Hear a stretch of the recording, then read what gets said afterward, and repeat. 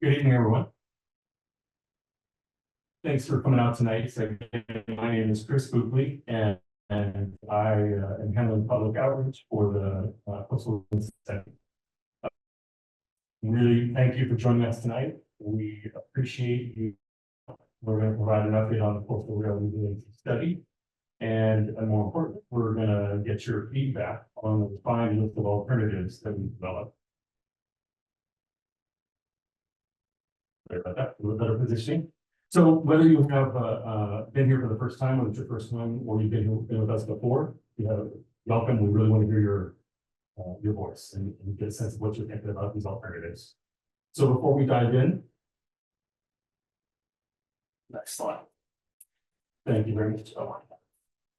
Thank you. Before we dive in, I want to take a moment to talk a little bit about the spirit of tonight's meeting. We're here to share information and listen.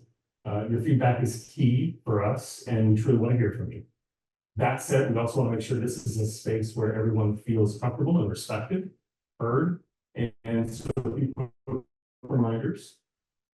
Respect the format of the meeting.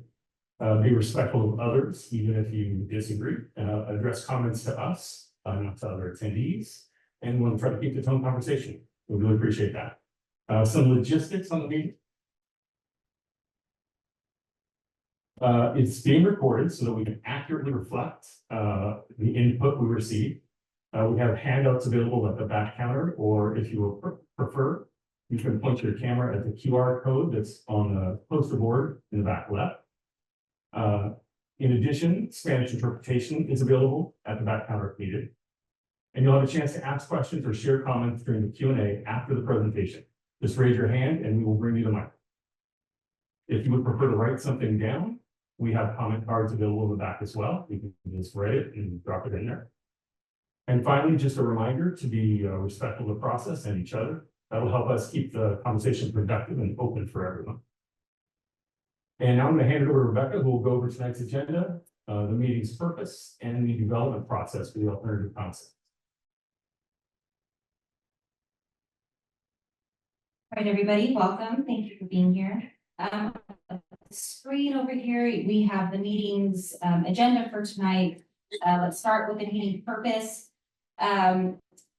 Basically, that earlier in the summer, we had presented to the public a list of several different alternative concepts. They were draft alternative concepts, and they were broken down into 3 different categories. We had rail concepts, bluff side concepts, as well as beach side concepts. And since that meeting, we have since put all of those concepts through an evaluation and scoring process to narrow that large list of draft alternative concepts into about 1 to 3 for each of those categories, which is what we're going to be walking you through today, basically what that process looked like and how we got to that shortlisted set of concepts. Which is where the refined range of alternative concepts, this is what we're referring to now. And then after that, we'll open up a Q&A session where you guys will be able to ask questions, provide comments, and the like. Okay, so a little bit of background. So OCTA has had about a few different efforts related to coastal rail resiliency in the South Orange County region. So I just want to talk through some of those very quickly. Basically, a few years ago, we started seeing greater frequency of passenger rail interruptions as a result of coastal erosion, bluff side failures, and rock slides and the like. And so that prompted a series of emergency rail projects, which is what you see there on the far left column. That includes the work that was done at Cypress Shore, Costa Romantica, Mariposa Point. And then from there, we have, since we did an initial assessment along the 7-mile segment of the corridor, and from there, we identified 4 hotspot areas or reinforcement areas that are under the Coastal Rail Stabilization Priority Project. That's the column that's second to the left there. That includes areas 1, 2, 3, and 4, which is a separate project that is running sort of parallel to this study, but technically separate. So for this study, the Coastal Rail Resiliency Study, that focuses on the sort of the interim solution between the emergency needs and a longer term solution that will ultimately be a study effort that will be led by the state. So for today, as part of this Coastal Rail Resiliency Study update, we are presenting the refined range of alternative concepts that was that were originally presented earlier in the summer. We have that short list, and again, today's purpose of the meeting is to walk you through that process, how we got there, what those shortlisted concepts are, and ultimately what the next steps are.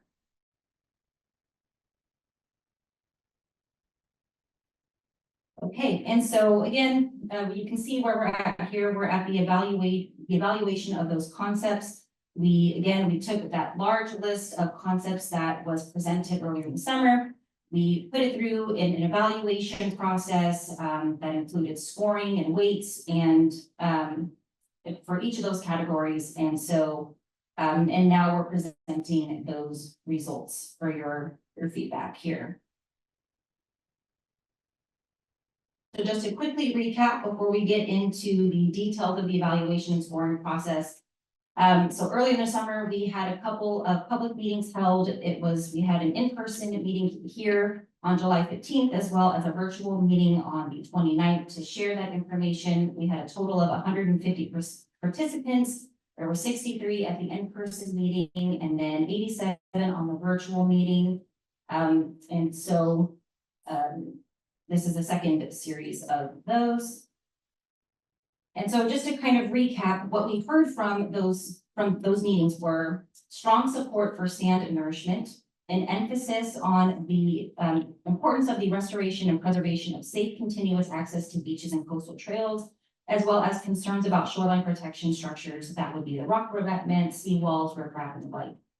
So what we did since then that we included as part of our evaluation scoring process is we added a one-time sand nourishment to all of the shoreline protection structure concepts under the beachside concept category to further buffer the rail corridor and support those community benefits. And we also added a sand-only concept for evaluation as well as a comparison. We've been working very closely with several stakeholders at the local, state, and federal levels. You can see there's quite a list here. We have held PDT meetings to get their feedback, and we've coordinated the effort on this study with them as closely as possible, also taking into account their feedback as well ahead of this meeting. And with that, I'm going to hand it off to George to begin kind of walking us through the evaluation process.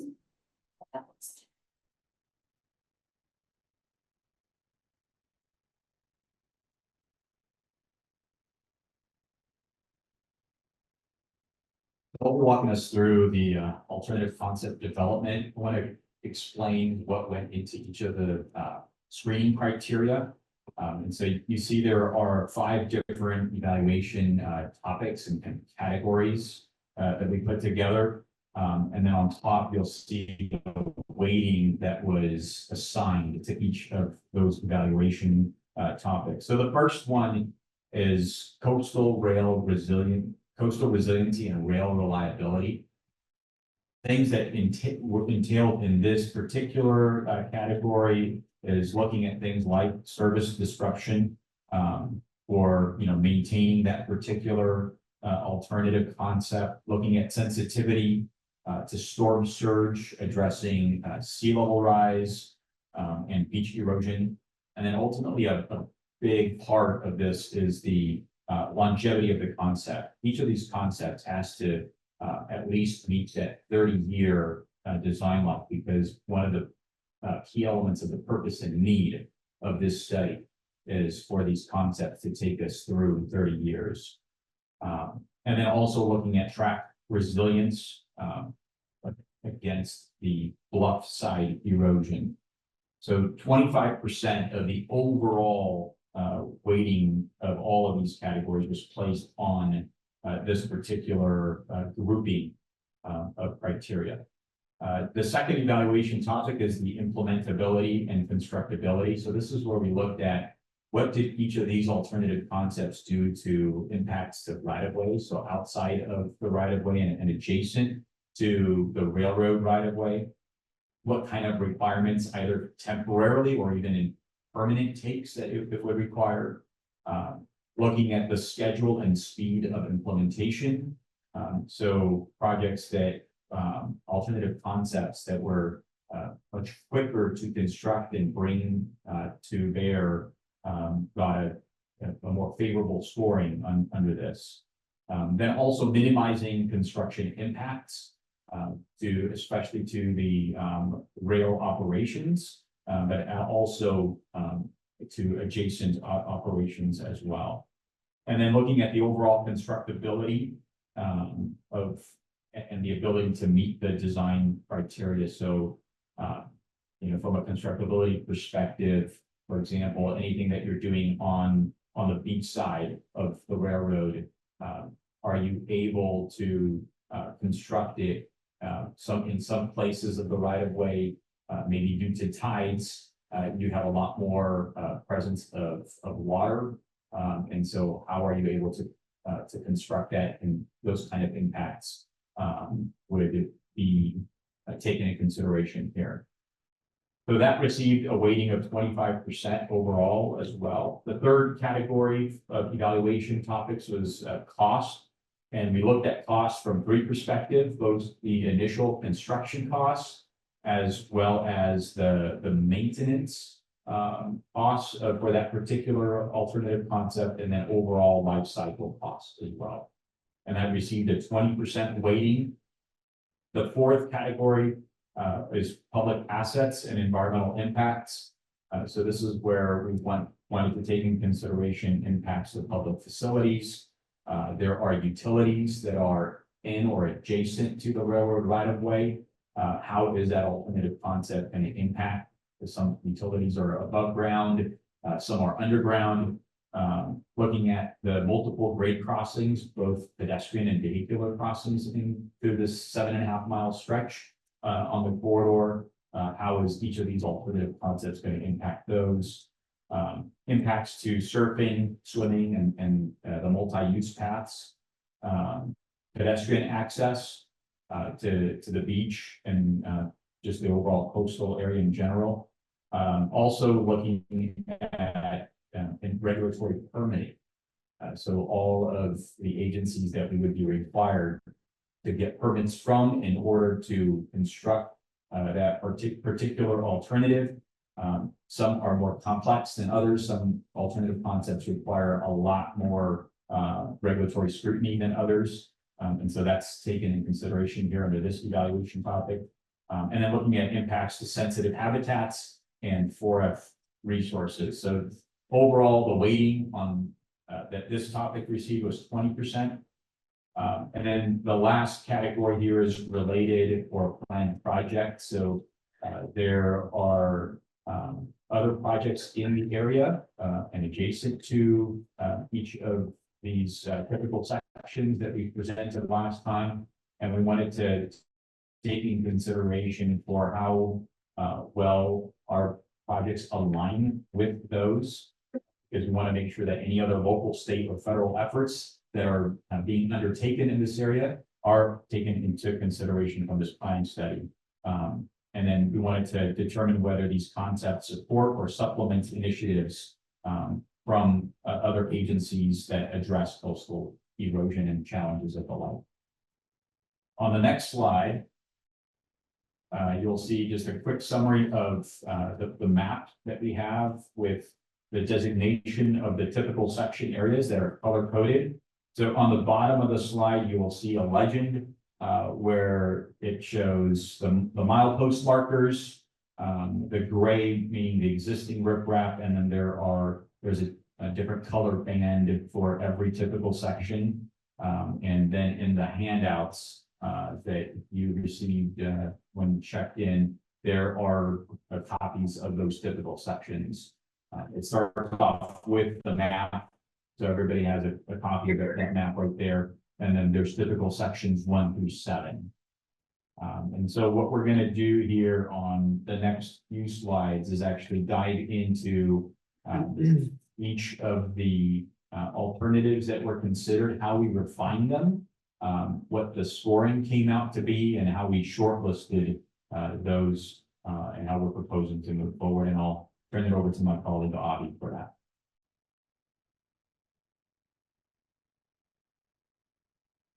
So, first.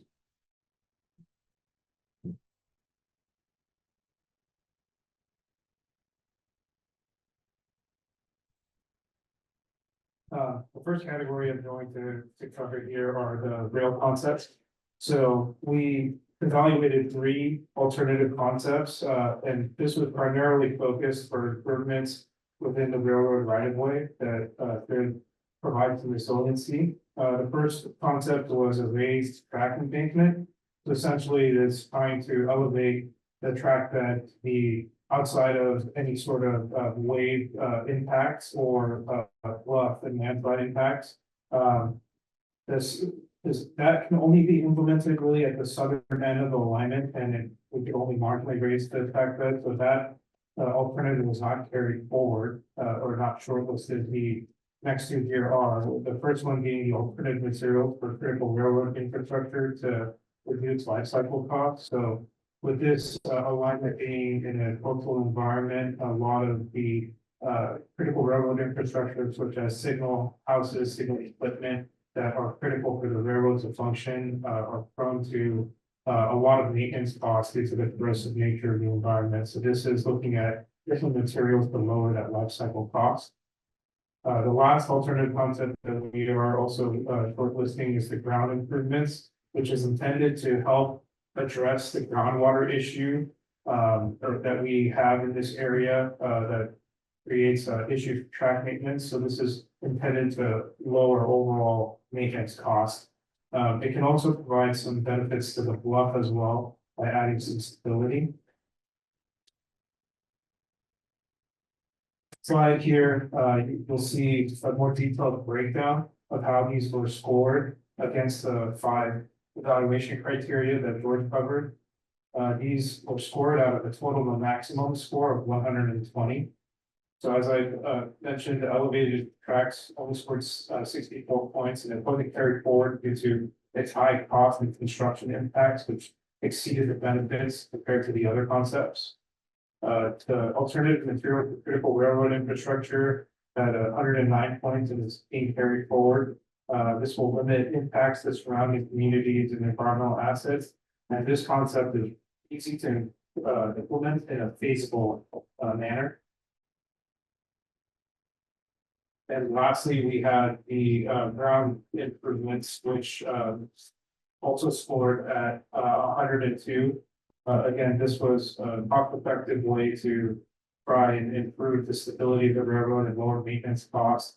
There will be some impacts during construction to implement those ground improvements, but we would be able to work that and really work with those that are available. Next, I'm going to discuss the bluff side concepts that were evaluated. And in this, we shortlisted 2 of the alternative concepts, which are concept 1 and 3, which I'll cover here in more detail. But to recap what the bluff side concepts are, the first one was a catchment wall, and that's intended to block any sort of landslide debris coming down the bluff. This improvement solution that we implemented elsewhere in the coastal rail corridor, cost effective, it provides resilience, and it can be implemented without impacting the operations in the railroad. Okay. You know what, I'll put it. Is that better? Okay, thank you. So the second alternative we evaluated was stabilization grading.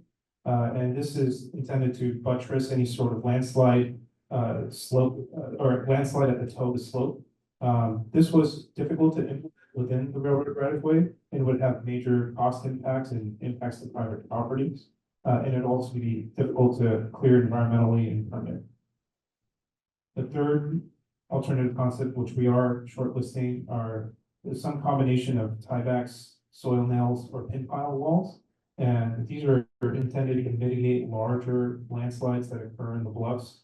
This is also a proven solution that's been implemented in the coastal rail corridor. It provides strong resilience to the railroad, although it may require some right-of-way acquisition. The fourth alternative concept was ground improvement bluff stabilization, which is intended to stabilize the bluffs. This was only applicable in some areas of the coastal rail corridor. As you recall, this is a concept we are carrying forward for the track concept. So there is a potential to have some benefits to the bluff when you're doing the ground improvement, specifically within the track limits rather than outside of the right of way. Fifth alternative concept here is surface matting and deep-rooted vegetation planting. The intent there is to reduce some of the sediment erosion that we see on the bluffs. This was not carried forward because it's really only applicable in some areas of the coastal rail corridor. However, this is a solution that could be implemented with other alternative concepts, but as a standalone concept, it doesn't provide adequate resilience to the railroad. Number 6 is the drainage improvements via grading or detention basins or under track outlets. This alternative is also only applicable in some areas of the coastal rail corridor.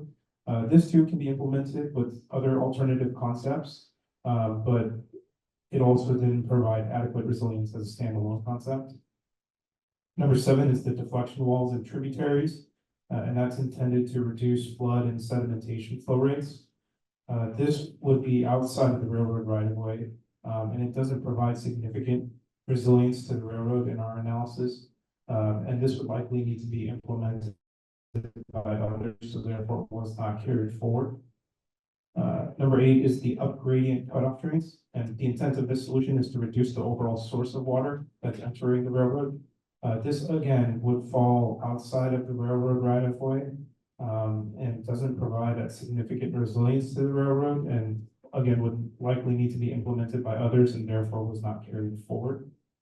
And then finally, we have hydro augers. So this is intended to reduce overall hydraulic pressure in the bluff, which would reduce the potential for a landslide.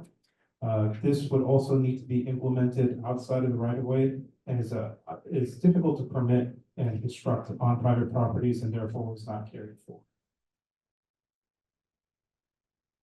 Here's a more detailed breakdown of the scoring for each of these alternative concepts. Again, the catchment walls was one of the alternatives we're carrying forward. Out of a maximum score of 120, it's scored at 102 points. Again, we've carried this forward as a proven cost-effective approach within our right-of-way to protect the tracks. The stabilization rating scored at 84 points. It was not carried forward due to its difficulties in construction and impact to adjacent properties. The tiebacks and soil nails and pin pile walls scored at 101 points, and that was carried forward due to its proven cost-effective approach, and it's mostly within the railroad right-of-way to protect our tracks without requiring long-term maintenance. The ground improvement bluff stabilization is scored at 94 points. We did not carry that forward. It was only recommended to be considered in combination with the railroad improvements related to the ground improvements. The surface matting and deep-rooted vegetation scored 95 points, and it wasn't carried forward. However, it is relatively easy to implement, but only for specific areas, and it's not a corridor-wide solution. The drainage improvements, via grading and detention basin and outlets were scored at 92.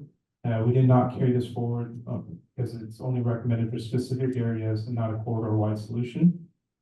Deflection walls and tributaries scored at 84 points.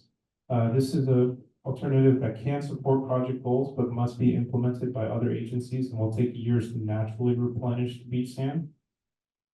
Upgrading cutoff drains scored at 94. That was not carried forward because it was only recommended for specific areas outside of the right-of-way, but not considered a corridor-wide solution. And finally, hydro augers scored at 83 points and not carried forward because it's difficult to construct. It can be impactful to residential neighborhoods and an improvement beyond our right-of-way.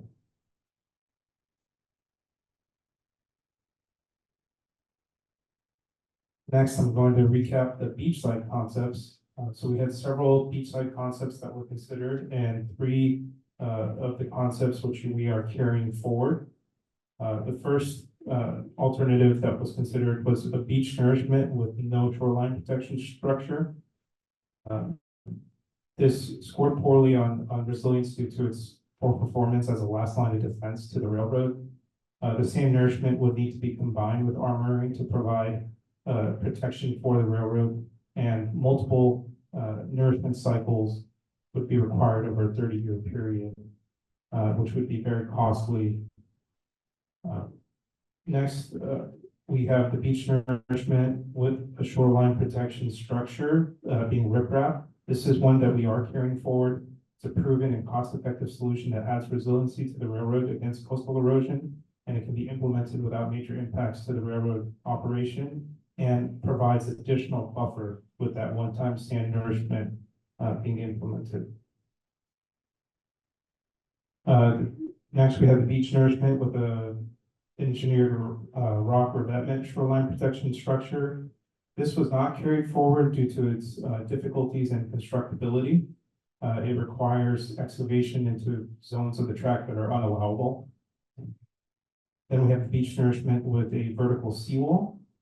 This provides strong, resilient structure for the railroad with the added buffer of a one-time sand nourishment, and it can be constructed with minimal impacts to the railroad, and that's one of the concepts we're carrying forward.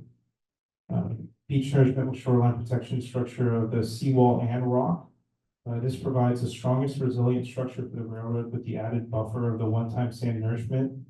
This can be constructed with minimal impacts. And the combination of rock provides scour protection as well for the seawall.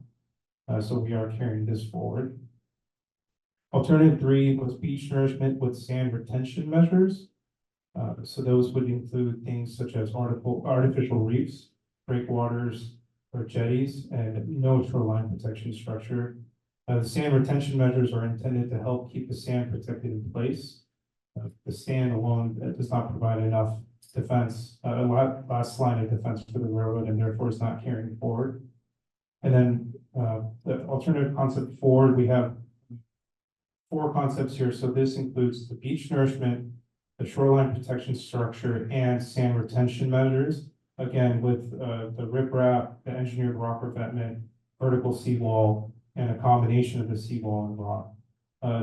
All of these were not carried forward due to the difficulty to permit the sand retention structures.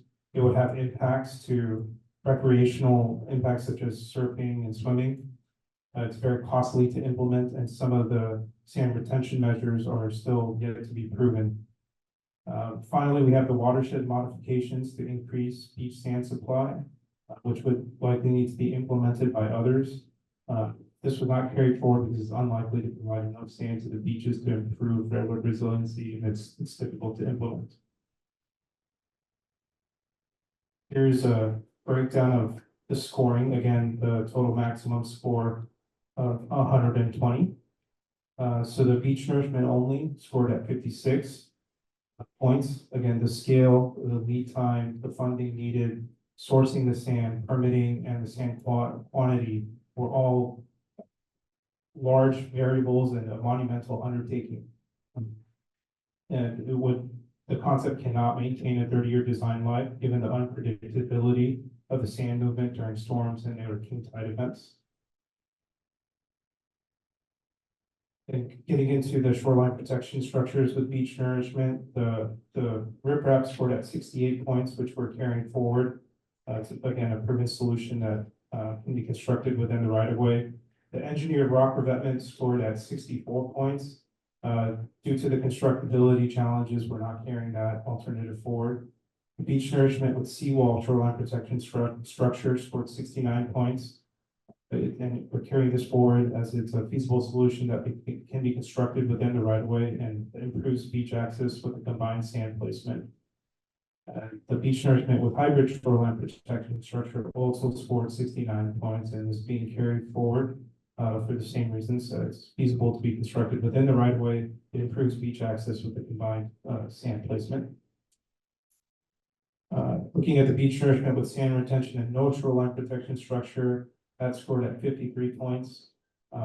It can have some negative impacts to the recreational users for surfing and swimming, and could be very difficult to receive environmental approval and permitting. And then looking at the combination of the beach nourishment, sand retention measure, and shoreline protection structure, you can see they scored 53, 57, 54, and 58, all relatively lower than some of the alternatives we're carrying forward. And they have some common reasons. Number one, it's difficult to receive environmental approval and permitting for these types of improvements, and the negative impacts that it would have to recreational users for surfing and swimming. And then finally, the watershed modifications scored 58 points because of not being carried forward, because it must be implemented by other agencies, and it would take years to naturally replenish these.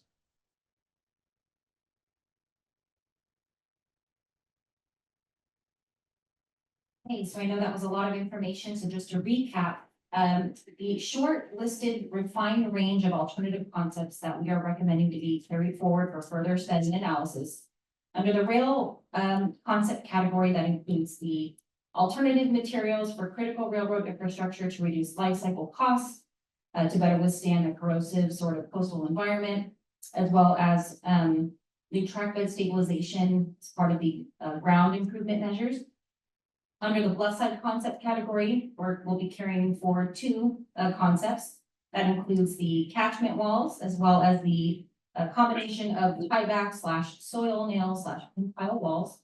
And then under the beachside concepts to be carried forward, all three of these include a one-time beach nourishment, in addition to number one, riprap, number two, seawall, shoreline protection structure, or number three, a combination of riprap, seawall, or even rock revetment protection structures. So with that, I'm going to hand it back over to Chris, who will kick us off for the Q&A session. Thank you, Rebecca, and thank you, George and Avi, much appreciated. So yeah, we're kicking off the Q&A session, and our approach to this is just raise your hand, as we've got some raised hands already. And you'll have 3 minutes to make your comment and or ask your question. We will figure out how to respond to that up here and provide your response. What's most important for us is getting this feedback on those shortlisted concepts by category, right? So the rail line itself, bluff side, and beach side. Nancy, on my right here, on your left, and Stacy, they both have microphones. When you raise your hand, they will hand you the microphone so that everybody can hear your question. All right? Thanks, Chris. And again, I think we have 3 minutes per question. We're going to go through each person first, and then if you have time, we'll circle back around. Great. Susie Whitelaw with Save Our Beaches San Clemente. As you came in, I gave a little handout for people that some more information that was not shared last night and was not shared tonight. It's my understanding this study was created 2 years ago, and they started looking at short and medium-term for stabilizing the tracks. This is very understandable. Almost immediately, HDR, the consultant, decided that they didn't need to study it; they really just needed to implement the projects.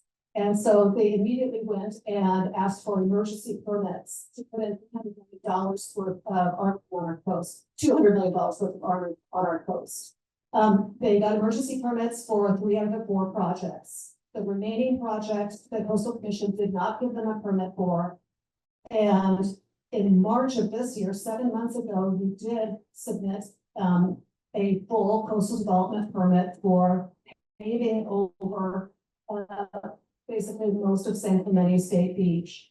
Last night, we were asked, do you know the locations of these structures? Do you know the widths and the heights and what would the seawall look like? And you answered no, which really wasn't correct, because you have submitted all of that to the Coastal Commission. And it's not a different project. It's the same structures, it's the same locations, they're the same agency, it's the same consulting firm. It's not a different project. They're all the same project. It takes a little bit of mental gymnastics to say, we're going to go ahead and construct it. And then afterwards, we're going to decide whether that was the right thing to do. Because that's $200 million worth of taxpayer money. And so one question I have if you look at the handout that I gave, the engineered rock revetment, that's the one with the blue outline. on it. Is that still going to be potentially, constructed, or has that been eliminated? Your slides kind of contradict each other.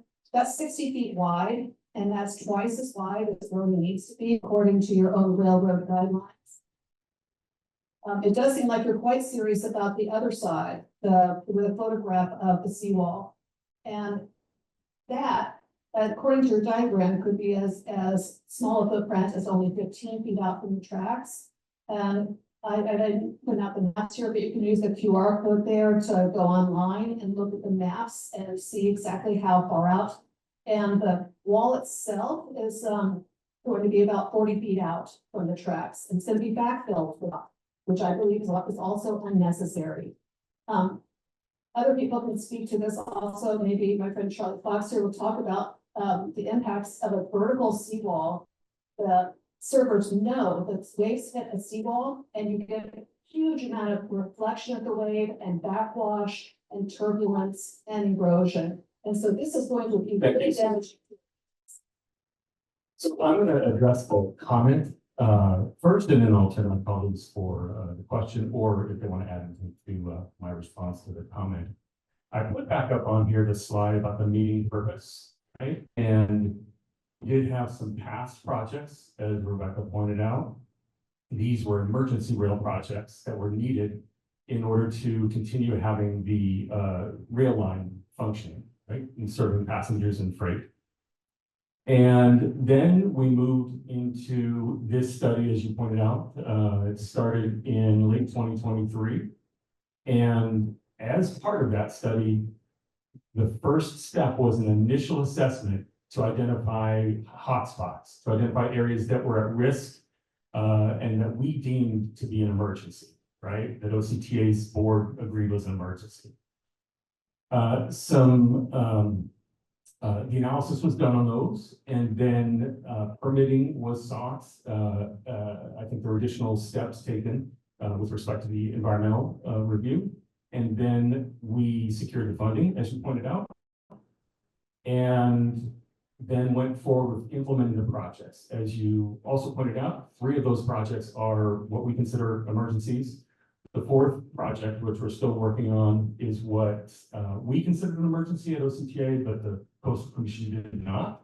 So we're working on that on its own path. And that does include sand and shoreline protection structure.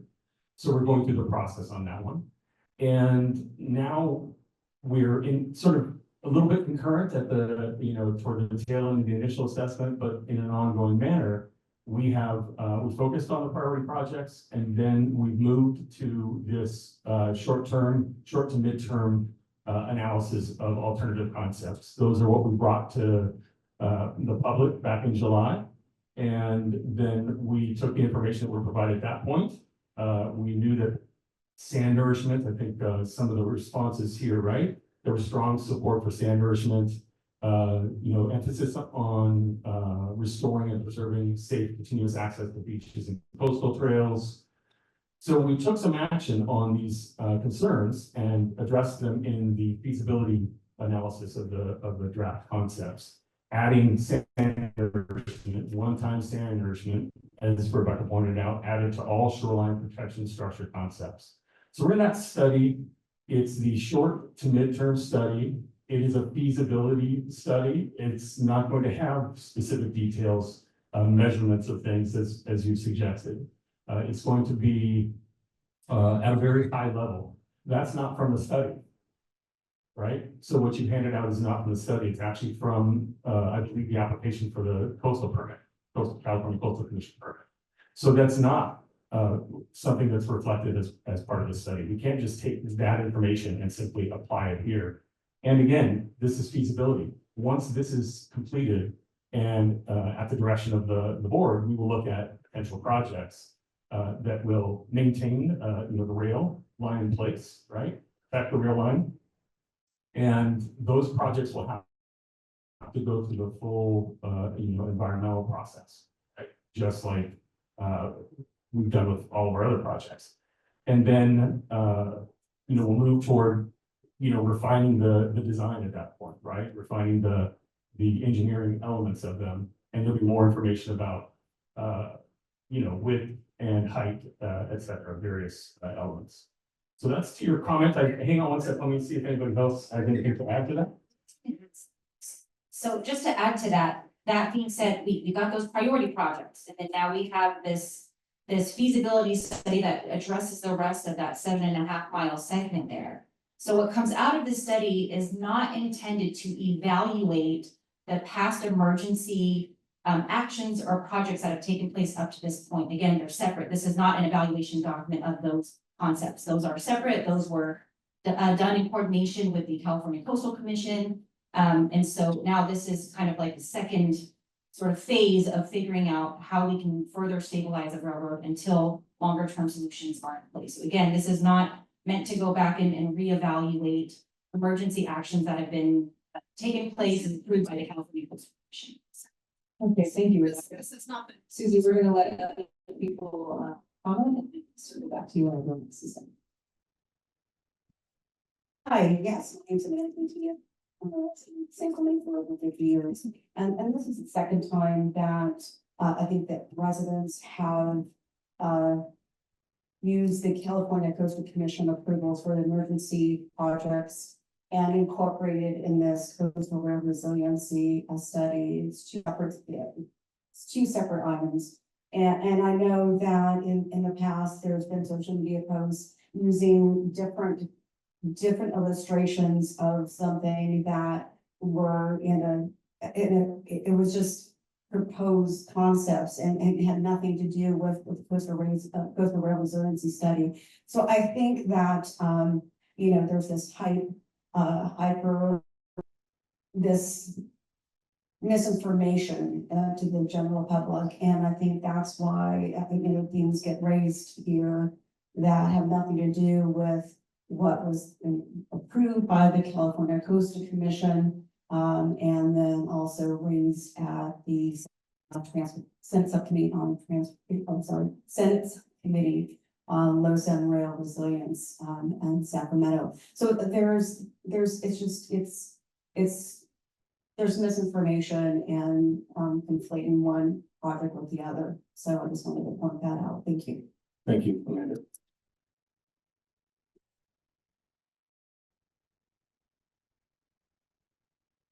Hi, my name is Sarah Spinuzzi. I'm the legal director for Orange County Postkeeper and a resident of San Clemente. I have a question on your cost scoring, on the cost factor in your scoring.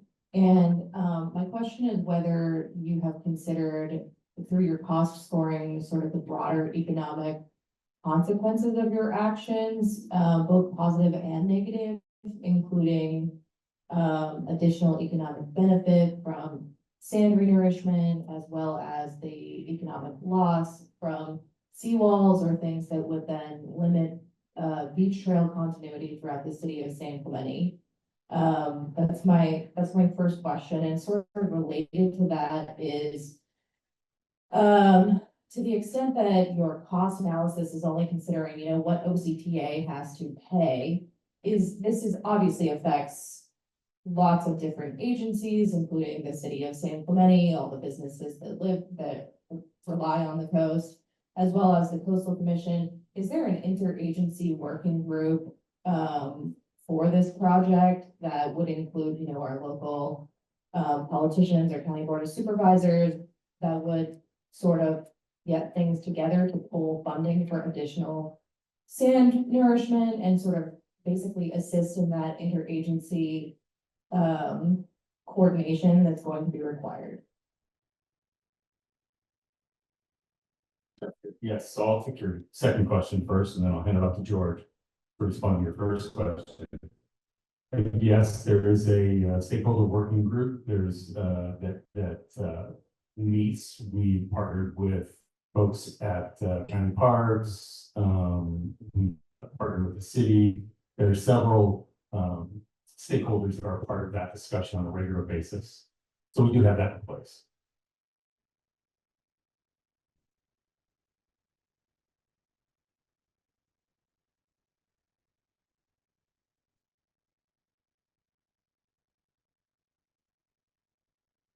And in terms of the cost, the cost is focused on simply construction, the maintenance and the overall life cycle costs. Because again, it comes back to our purpose and need of maintaining and operating a reliable railroad for the next 30 years.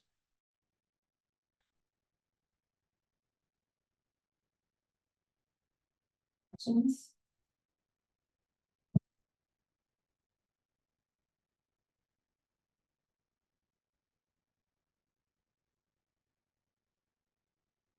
Dow, resident of San Clemente, or Save Our Beaches. I'm just gonna make a few comments and then, you can respond to them. My comments were focused on three recommended alternatives on the beach side for Area 4. All of which include more hard armoring of our coast. And scored highly in your analysis primarily because they avoid collaboration with other agencies and are the most expedient for OCTA, not because they're the best solution. I think what should drive this evaluation is simple: what practical alternative provides the greatest public benefit with the least environmental damage? And when looking at the public benefit, I think one has to look at the real value of this rail line. People often state that the Lower corridor is the second busiest in the nation, but that applies to areas north of San Clemente. And commuter ridership impacted by Area 4 is minimal. And freight transportation represents less than 1/2, it's 1% of California's total. I think another consideration is that OCTA bears some responsibility for the sand that threatens the line. Long block sediment from reaching the beach, cutting off a major source of natural replenishment, and decades of hard armoring have further disrupted lateral sand movement, worsening the erosion that we now seek to fix. And now that you finally incorporated some sand replenishment, you seek to minimize and delay it. The Coastal Commission required sand placement last August, yet now your report is saying 2027, and that's unacceptable.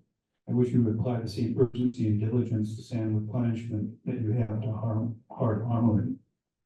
To close, I think it's indefensible to priceless public beach at one of California's most visited state parks to protect an underutilized rail line that helped cause erosion in the first place. And with $300 million of taxpayer funding, OCTA could place 6 million cubic yards of sand, restoring San Clemente's 5-mile coastline to its historical levels. And that's protected the tracks for over a century, so more than your 30-year timeline. Sand should be the priority, and a sand-only solution would deliver the greatest public benefit with no harm.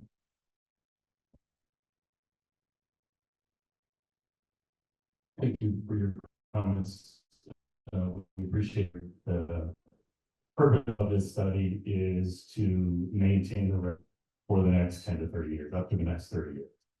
And so, yes, we are focused on that, but appreciate the comments very much.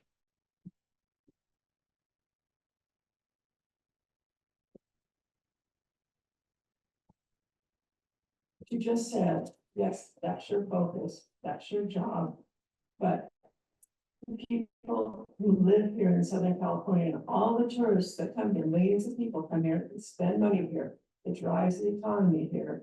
And yet you're willing to forgo all that information in your analysis and just go forward with what's gonna cost you guys and not what's gonna cost the population here, the city here, the businesses here. And I will say one other thing about your emergencies.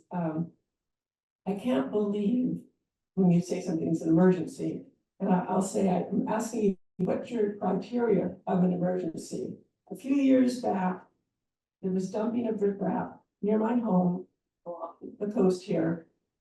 There was no emergency, and there was no permitting. You just went in and did it. Now, how can we trust you when you do things like that? I'm very upset. So many of the options that were provided, you say you can only, if you can't combine them with different things, well, one place doesn't need certain things and another place might need certain things. And maybe vegetation will be very beneficial at one spot and not another. Why can't you use those at those particular areas? It's just ridiculous sitting here in the audience, just listening to what you guys want for the railroad, with no particular interest into the rest of the community, the rest of Southern California, all the businesses here. It's very discouraging, and I can't tell you how badly I feel about it. I have lots of comments here that, you know, I've put in information before, and it's just like, well, okay, let's just get rid of that one. That's not gonna do us any good, because that's just for one little part of the railroad. It doesn't pertain to the whole 7 miles. Yeah, well, all those little things add up. What we need is sand. You know, we don't need all these structures, all the riprap, because the riprap just ruins the beach. It just erodes the beach so much faster. And the riprap ends up going into the ocean, and then that's unsafe for everybody who wants to go in the ocean. It's just mind-boggling to me as I think I'm a logical person that, the railroad wants to do all this, and now you're talking about, this is a solution for 30 years. Well, then what happens? After 30 years, what happens? We won't have a beach, and the economy will be down the tubes. So what happens then? You know, we won't have money to move the tracks in 30 years. Thank you for your comments. I'll start by saying that we have a responsibility, because we are the owner of the railway, of the rail line, of the rail right of way. We have a responsibility to protect it. So we have a responsibility to protect it, and what we've done is ensured that we have gotten feedback from the community. You'll note that sand nourishment, as we pointed out, has been added as an element to all of the shoreline protection structure options, alternatives, right? So there is sand nourishment that's part of this. That's correct. And the city, I think, is working to address that as well and try to get that. And I think there are others as well. But our responsibility is, and the hard armor is the last resort of that, right? It's a necessity for us to protect the rail line. I think with respect to the longer term and beyond 30 years, this study looks at the next 10 to 30 years. And it provides viable alternatives that will protect the rail line. Again, the purpose and need of the study. After that, though, good question. There is a long-term study that's being planned that the state will oversee, and will look at a range of additional alternatives to protect the rail line, including moving it inland. So that's coming soon. You know, I think you'll see something in the next a couple of years here where we'll start to have that discussion. And that will be led by the state, as I mentioned, but we'll be here to help facilitate that discussion. So there is a plan for beyond 30 years. George, Avi? Rebecca? I can just add briefly, so I want to just maybe provide some clarity here for some of the concepts. So the concepts that we're ultimately recommending to be carried forward are the ones that are generally considered to be the corridor-wide solutions that meet the various criteria that we've gone through. So for some of these other concepts, like for example, the surface matting or deep-rooted vegetation, ground stabilization of the bluff side, for instance, those are concepts that we're not technically carrying forward. However, that is not to say that everything else on these lists is going to be crossed off forever and never considered. As an example, for some of those very specific solutions, those could be something that we may encourage as like a design option that's location specific at the point of implementation. So again, it's just because they're not being carried forward as a corridor-wide solution doesn't mean that it won't be considered or applied at any point in time in the future.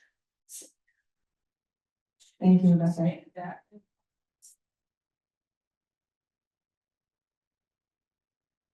One more thing, you had mentioned that riprap had been dropped, right? And that actually was a decision made by Metro, if I'm not mistaken. It typically would be.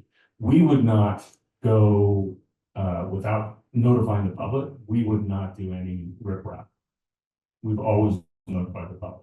But sometimes there are emergencies that are assessed by the operator of record, Metrolink, right? And they make a a decision to address that emergency on an emergency basis. And. But that's, Thank you know, you. That's good. Yeah. Thanks, Chris. My name is Steve Noble. First of all, I'd like to thank you for focusing on sand nourishment. I think that's vitally important. I think you're getting that message. I just want to emphasize that. Just an observation, when you're describing the weighting of your analysis, the 20 point to 20% for the public access and impact, and also related projects, 10%. I think in terms of sand nourishment, or both of those, I'm just wondering, sand nourishment would be a higher score if those were combined, because the related projects, our efforts on sand and the public access and sand be combined instead of occasionally 20 and occasionally 10. If they were combined more closely with 30, I think maybe the sand nourishment might have more value. And I was wondering about that. And I just want to mention the sand that the OPTA has been encouraging to make sure that the grain level is firm enough that it stays on the beach. If it's dusty, it doesn't stick, it doesn't stay. So we love the sand. I think it stabilizes the rail line. Benefits the community, but I just encourage you to look at that quality. Look at the quality. thank you. It's not the rigorous testing, and it's part of the committee that there's a committee that needs to review any sands. But understood. There's a comment regarding the scoring.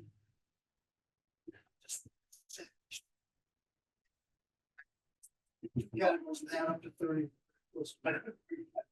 I think mathematically speaking, if you bring all of those together under one, call it 30, it's the same as if you split them apart and do a 20-10.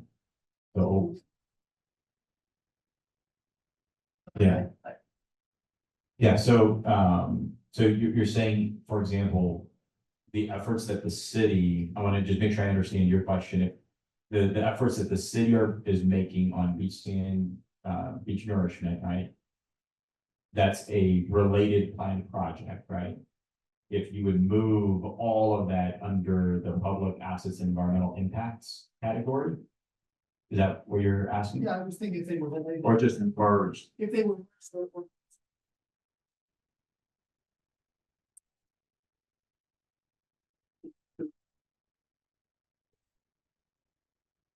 Thought that's true or not. Yeah, we were trying to really keep, I mean, a related planned project versus, you know, a category of environmental impacts and adjacent public assets that we're impacting are two very distinct categories. So it's very hard to merge those two together. And traditionally, we don't see that in other planning studies done that way. So we're trying to keep a lot of these categories in a way that it bundles things that make sense to be together.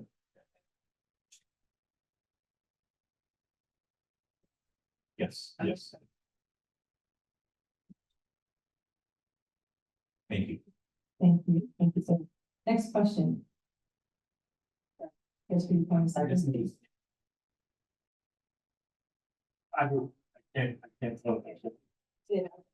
I know you great for your answer. Want to make sure we- I'm a resident of San Clemente, moved here 6 months ago. So this is why I asked this question. Chris, you had mentioned that hard armoring is a last resort, and that's why you go to the 11th path. I don't know if you said it offhand or you just let it slip, but that leads me to ask if you guys have spent the last 10 to 30 years only focusing on sand nourishment and then realize that it's not working, or how did we get here calling this is the last resort? That thing came out, and maybe this might be or George one, something you guys think, but what I was referring to was the armoring is there, it's a viable option to protect the railing line. The sand supports that, right?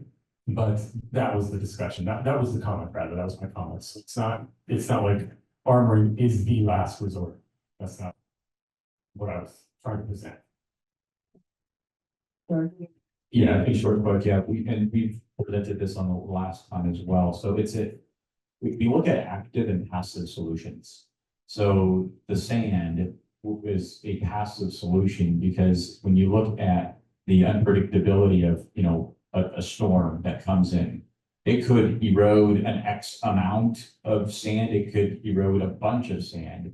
And so what happens when that beach sand gets eroded and it gets right back against the track bed? We want to make sure that we have an active solution that's protecting the track and main.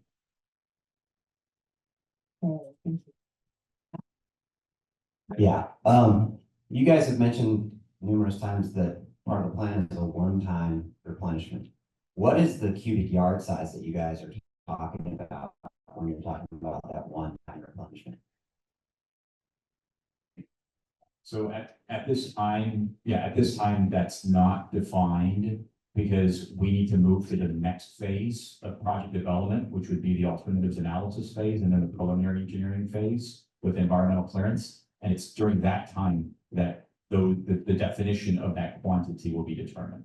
Okay, so then might I suggest that we all here aim for a total of somewhere over 3 million cubic yards, because between 1965 and 1970, efforts for Sanofi nuclear power plant and the Dana Point Harbor injected 3 million cubic yards, and that lasted us for more than 30 years. Basically, you could walk around Cotton's Point all our entire lifetimes. We've been playing here, living here, and playing here our lives. We didn't really start to see any major issues until 15 years ago was the first time, but that it takes sand to protect the railroad. You need more sand in it. We need a big sand. We just need to be around large number. This is only going to be a one-time thing. Thank you, sir.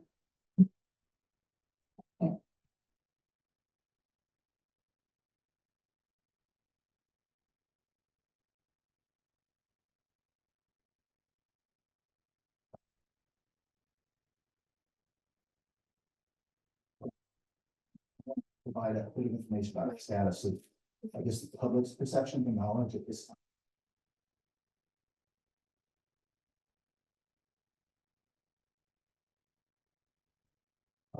What we have, and I'd like to address the one-time situation, is that the one-time big sand dumps don't make sense. Here's why.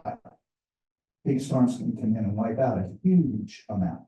Generally, what happens here, and I think Charlie here could help me with this if I misspeak, is that every year we lose a certain amount of sand washing off of our beaches. And it goes in the near shore and some of it's lost for good.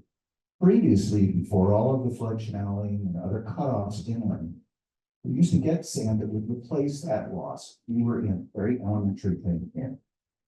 I think the most important idea, and people in our town, when we did our last listening session, we may have had a few hundred people around, Save Our Beaches and Bring Back Our Beaches and other entities, leaders of our town, have really educated the public about sand replenishment and retention.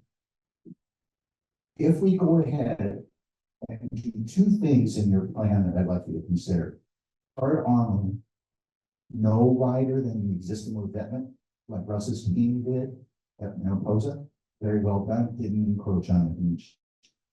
Do that in the existing footprint. In addition, plan on regular beach replenishments, very much like the federal project, the project we have now. They knew what they were doing. Not gigantic, but a big one. They're going to watch it for 5 or 6 years, see what it does, and bring more sand. We can get back in a rhythm of our beaches having a certain width.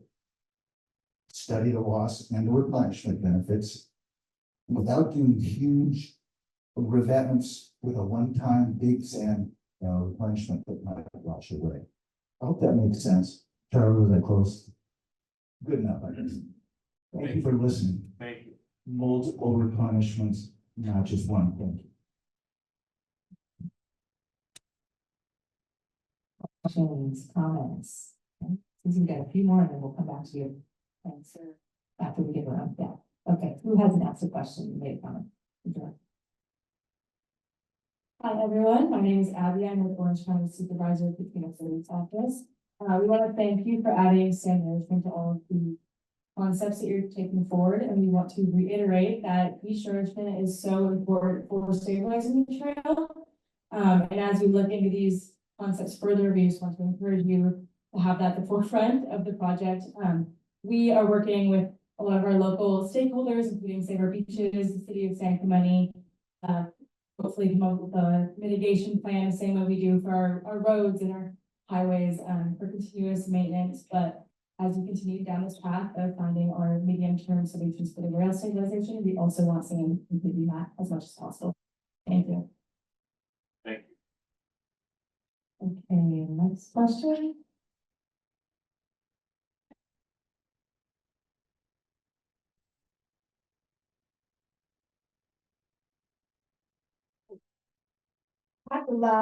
At the meeting, and I was here, the representative was asked about their end goal, because they were talking about a 30-year plan at that time. And the representative up there responded with, we won't be here in 30 years. So I really hope you have a better response now. And I really would like to know what engineer came up with the brilliant idea of building a railway close to the ocean, close to the bluffs and landslides, and high-powered gas line. And why do you think that it's worth so much money to keep it there?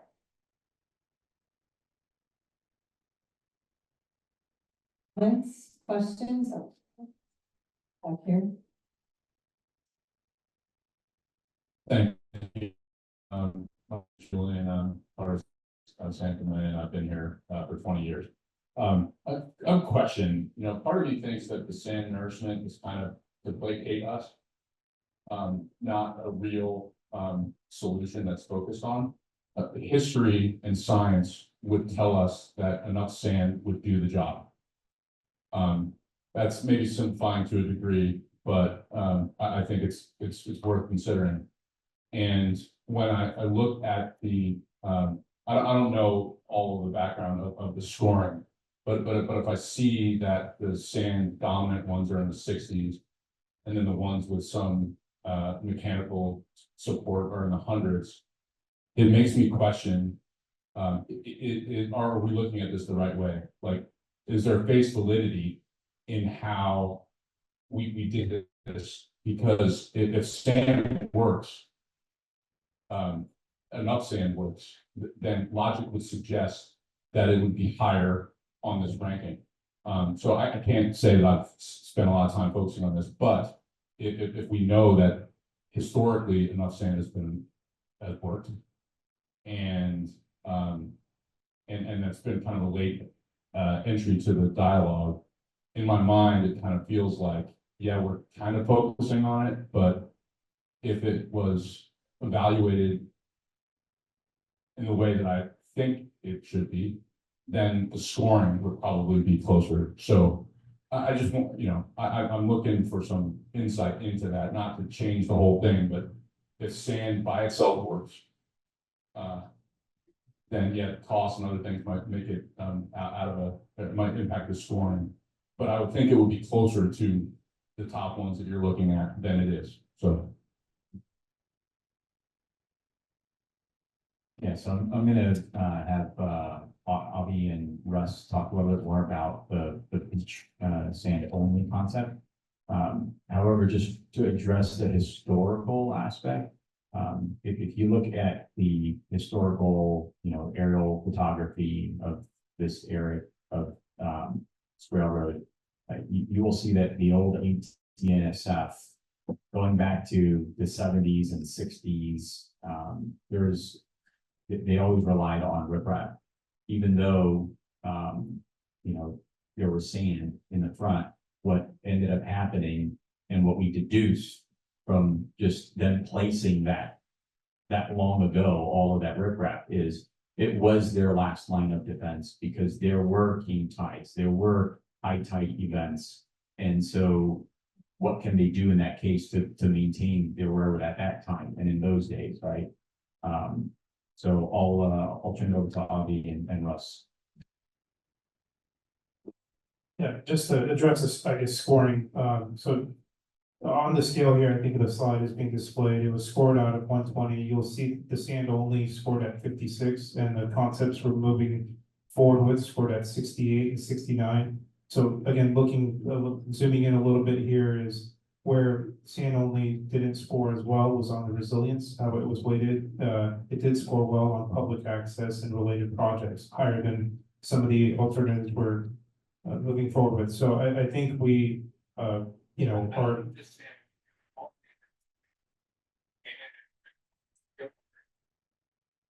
So I understand.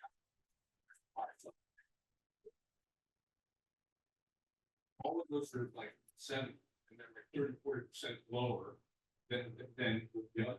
So that's really. I think what you're referring to are the bluffside concepts, which were compared to one another and scored higher collectively than beachside concepts. Well, we are evaluating them on the 3 different aspects. The bluffside. Correct, but I guess the point I'm trying to make is the alternatives for the beachside that we're carrying forward also scored 68 and 69 versus 56% only. Those concepts are still being carried forward because for the beachside concepts, that was the highest one. Why the so low versus the bluff side? It's a different category, right? It's 2 distinct categories. It's apples and oranges, yes, yeah. So even though we are trying to address bluff side, rail side, and beach side through the evaluation criteria, the same evaluation criteria, the same 5 categories. But at the end of the day, they are very different kind of projects.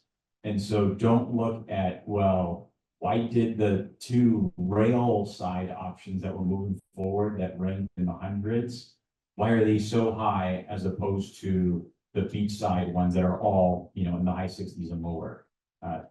You can't really look at those because we're not grading rail side concepts against beachside concepts. Yes. Yeah, they're being compared in these categories only. And the only thing I think I would add to that is, in terms of like sand only, it would be a very large volume of sand, and like, George had indicated, that in areas all along the shoreline, where the railroad corridor is, when the sand is washed away, there is evidence that there was riprap placed before, over the many decades that the railroad has been in place. But what's important is the beach nourishment can work in concert with riprap or whatever, because you have that last line of defense like the existing riprap. But once there's sand in front of it, the beach doesn't know there's rock there. It's buried. It doesn't know it's there. So as long as we keep sand out in front of that, you know, then we're gonna be fine. Okay, thank you. Next question? Thank you. Victor. One of the things I know your objective is, and thank you for being here, one of your objectives is protection of the cracks, but I think another objective should be the protection of the economy in Orange County. Our biggest industry is tourism. So I think you have and it's weighted up there as I see it. You know, tourism, if you look at what brings people to Orange County, it's our beaches. And it's what drives this county to be one of the best counties in the country, if not the world. People come here to the beaches, not just our beach, but all the way up and down. So looking at that as part of your mission as Orange County Transportation Authority, it's beyond the treks. I understand that that's one of your objectives, but I think you have to look at the bigger picture also, saying, how do we protect Orange County, its industry, what it really does? It's in the tourism industry. And we in San Clemente look at that and we say one of the ways to do that, and I know you've done a good job looking at it also, is bringing sand to our beaches. And we're also trying to do so independently of you and working with you on that. But Yes, I think that's one of the objectives that you need to maybe wait a little bit more is how do we make Orange County the tourism capital of the world? Thank you. Thank you, sir. Okay. Next question? I'm gonna give Zhang Wu on the city council. Seeking a few clarification for, you said you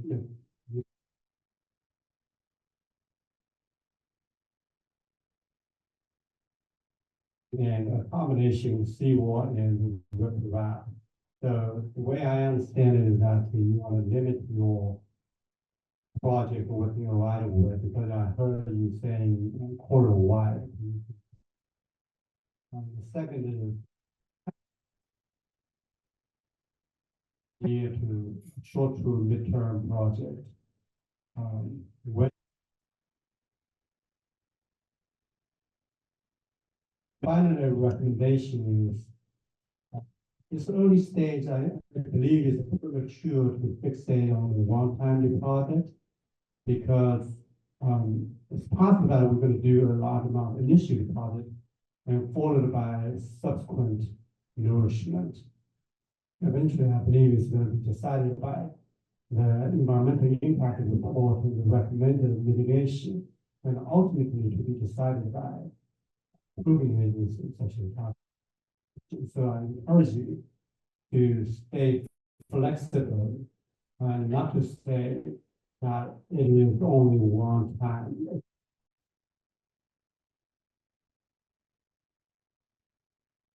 Sir. Okay, anybody else want to ask a question before we circle back? Oh, do you want to make a comment? Yeah. Okay, please. Yeah, so one of the major reasons why we're looking at the combination of either just riprap with a seawall is to maintain all of that within the road right of way. You're right. We don't know the timeline for the next phases. At this time, there is no funding for future phases. And so at this time, that's unknown. Thank you. Ma'am? And I want to know at what point does the health of the beach not help your cause? Because in the future,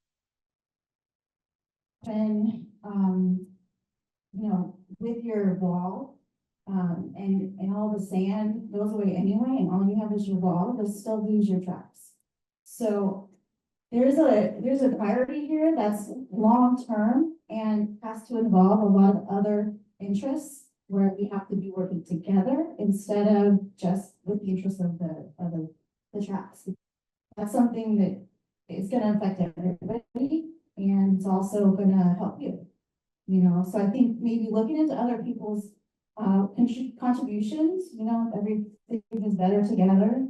You know, having a community effort, having all your people that you brought out to talk about all the this issue. I don't think that making your priority the most important one has been a very successful or beneficial thing, and I don't think that it really serves your purpose in the end anyhow.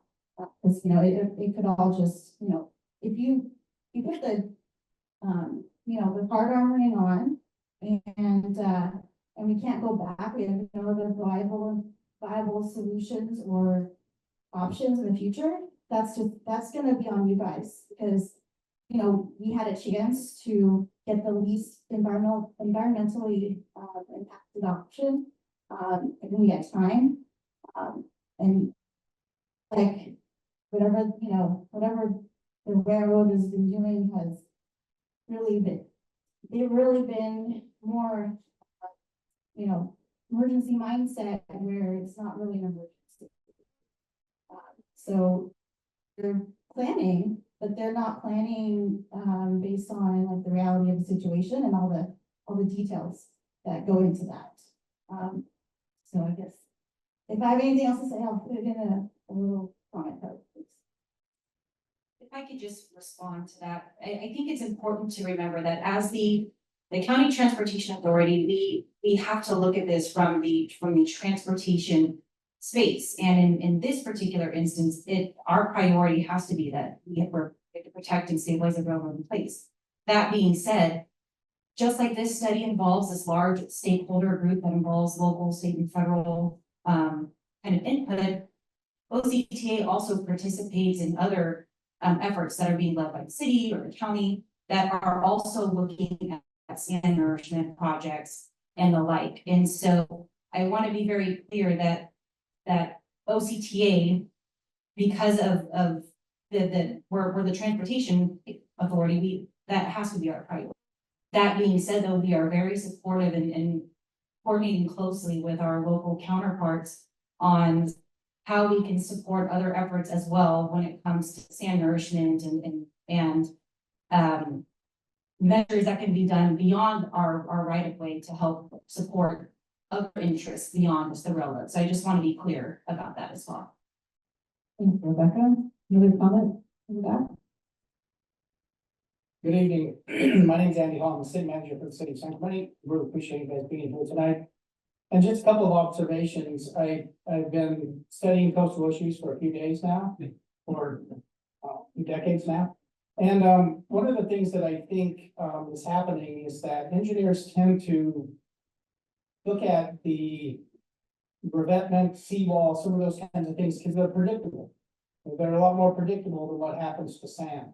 And so what happens when you're an engineer and you're being tasked with coming up with something that people can rely on and you can stake your reputation and your engineering degrees on is it's more stable. You understand what's going to happen with the revetment, you understand what's going to happen with the seawall, and sand is very unpredictable. And so that becomes very difficult for people to rely on, okay, we're going to do this kind of nourishment, or we'll do it this kind of, because Mother Nature has more of an impact on sand with either storms or some of the, we've talked about king tides and some of those kinds of things. So it becomes more difficult to come up with concrete answers when you're talking about sand. But the one constant about sand that we can all agree on is the only way to protect the tracks. If the sand's not there, it doesn't matter how much riprap you put in, it doesn't matter how much seawall you put in, the water will win. It will always win. And the only way we can push water to the west is with sand. So even though it's more unpredictable, I think it has to be part of the solution. It has to be part of the solution ongoing. It can't just be a one-time issue. So again, I think we understand why you do fall back on those more perfected engineering solutions of revetment or seawall. That's understandable from an engineering standpoint. But I think we can all also agree that the only way we're going to protect those tracks is by having the adequate amount of sand on the beach. And that's why we get, and that's just good for everybody. It's good for us as a community to have white sandy beaches, but I also think it's good for OCTA because I think it's the best way to protect it. So that's just some observations that I've seen over the last week. Thank you, sir. Okay, anybody else who hasn't asked a question or comment or made a comment? Otherwise, we're going to go back around. Okay, we're good? All right, I'm sorry, Hi, could you go back one slide? I have a really important question. I think I'm still trying to figure out why. I thought you were talking about the project I gave a handout for, which is from Calafia down south, where you're either gonna put out the 60-foot wide rock revetment or seawall. And it looks like this, that you are not gonna do the engineered rock revetment, you're gonna do the seawall. So I'd like everybody to look at my handout, look at that photograph of the seawall with the red outline, and imagine that along the beach from Calafia down south. But what they're saying is that's not the project they're talking about. They're talking about other projects besides Calafia South. And so if you look here at the second green one, where it says beach nourishment with seawall, that's going to be for typical sections 3 to 5 and 7. And then if you look at the handout they gave with the map, it shows where the typical sections are. I thought let's figure out where they're going to put that seawall besides the state beach, Calafia South. And so, looking at it briefly, that would be North Beach. You want to see well at North Beach? You look at that picture. That's the way you want North Beach to look like.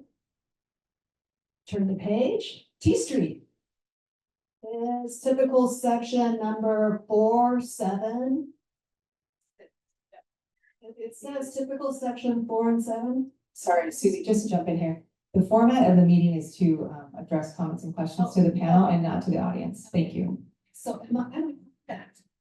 That this study is saying, yes, we will potentially build this seawall at North Beach, T Street, La Swain, Boca del Canon, Riviera, Montalvo.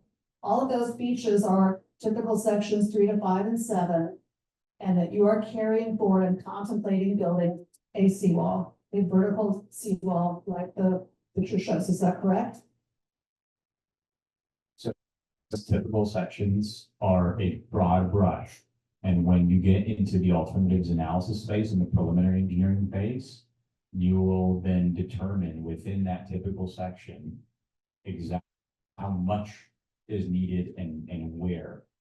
So that's another thing that I think we've mentioned over and over, is that this is a feasibility study that comes up with alternative concepts. And that at this time, we are not pinpoint exactly from this point to 387 feet downwards from there where this is going to go. This is a broad brush of trying to see what is feasible within these areas, and then in the alternative analysis stage and preliminary engineering environmental clearance phase is where we're going to get to that degree of detail. I would also point out that the options that we're carrying forward for additional evaluation and analysis all say 3 to 5 and 7. And the first one there, 2.1, is beach nourishment with riprap. So it's not all seawall, right? I don't think we want to paint that picture. And there's much more analysis to do to determine exactly what will be used in that location, in those locations. Would you take those off? Yes. Take those numbers off, that they're not going to be, a seawall there. Again, that determination will be made at the next phase. Thank you, George. Thank you, Susie.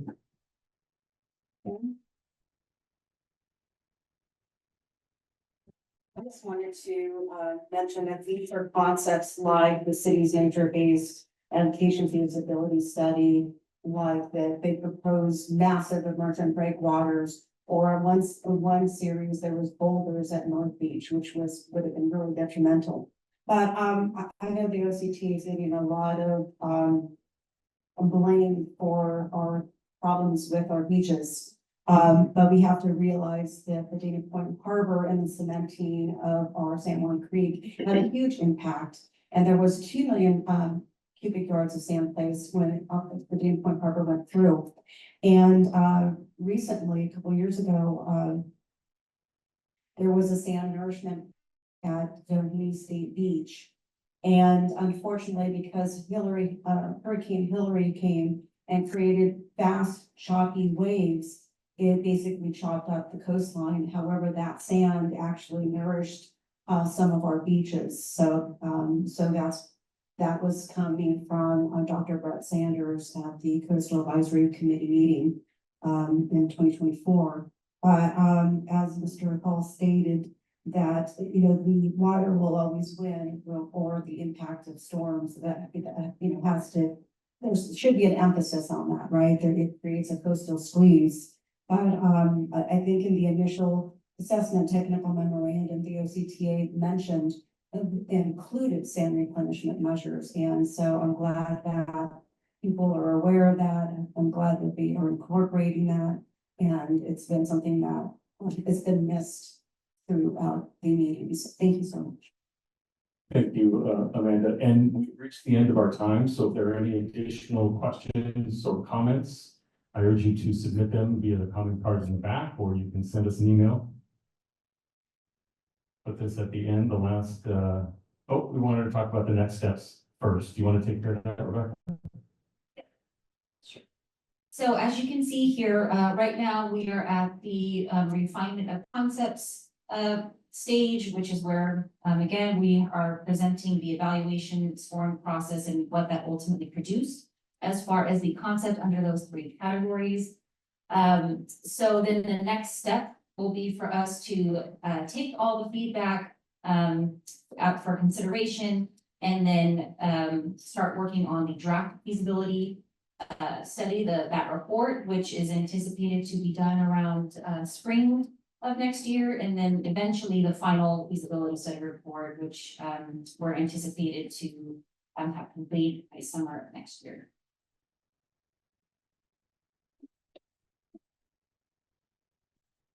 So that's the rest of that. And then if you do have additional comments that you want to leave with us, again, in the back, or you can email either Rebecca or me. We, again, really appreciate your time, a vigorous conversation, I think, which is always the best. So thank you.